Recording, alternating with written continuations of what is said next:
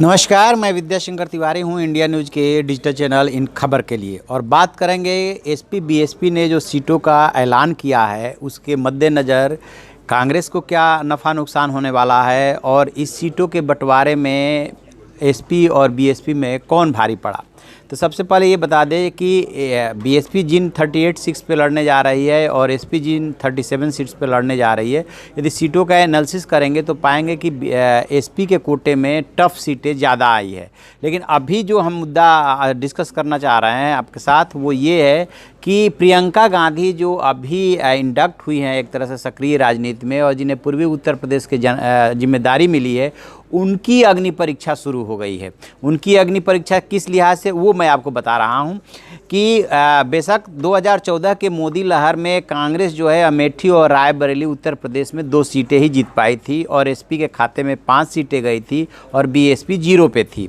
लेकिन 2014 के चुनाव में 6 सीटें ऐसी थी जो कि जिसपे कि कांग्रेस दूसरे नंबर पर आई थी। इसमें से वो 6 सीटें हैं लखनऊ, कानपुर, गाजियाबाद, बाराबंकी, कुशीनगर और सहारनपुर। तो इन 6 सीटों में से सहारनपुर इकलौती सीट है जिस पे कि बीएसपी लड़ने जा रही है, बाकी 5 सीटों पे एसपी लड़ रही है। कहने का मतलब है कि कांग्रेस इन सीटों पे मजबूत है और एसपी के जो खाते में जो है वो ज़्यादा संघर्षशील सीटें आ रही है। अब यदि हम 2009 की बात करें और 2004 से उसका कंपैरिजन करें तो 2004 में कांग्रेस को लगभग 12% वोट मिला था और 2009 में जो है वो लगभग 25% के आसपास उसका वोट रहा था और उसने 21 सीटें निकाली थी। इसमें कौन कौन सी सीटें थी? इसमें रायबरेली और अमेठी के अलावा फूलपुर, बहराइच, लखीमपुर, कानपुर देहात, वही अकबरपुर, मुरादाबाद, भदोही, प्रतापगढ़, रामपुर, झांसी, बरेली, कुशीनगर, धरोहरा, श्रावस्ती और फिरोजाबाद। इसमें से लगभग जो है बसपा से ज़्यादा सीटें जो है सपा के पास आई है। तो यहाँ पे भी उसका जो टफ सीटें जो मिली है और इसमें खास बात यह है कि सपा के जो खाते में सीटें आई, जैसे मान लें कानपुर है, वाराणसी है, कुशीनगर है, इसको मान के चल रही है कांग्रेस, एक वाराणसी को छोड़ दिया जाए तो, कि वहाँ पे वो अच्छी फाइट में रहेगी और वो जीतेगी।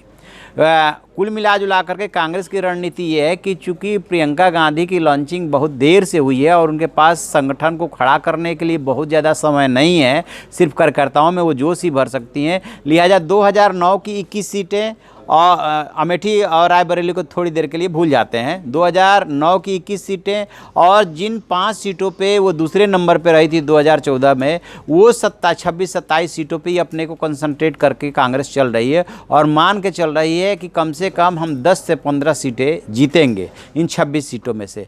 तो इस लिहाज से यदि हम पूरे सीटों का एनालिसिस करें जो एसपी और बीएसपी दोनों के खाते में आई है तो एसपी जो है फौरी तौर पे देखने पे नुकसान में लग रही है क्योंकि उसे ज़्यादा टफ सीटें मिली है रादर दैन बीएसपी के।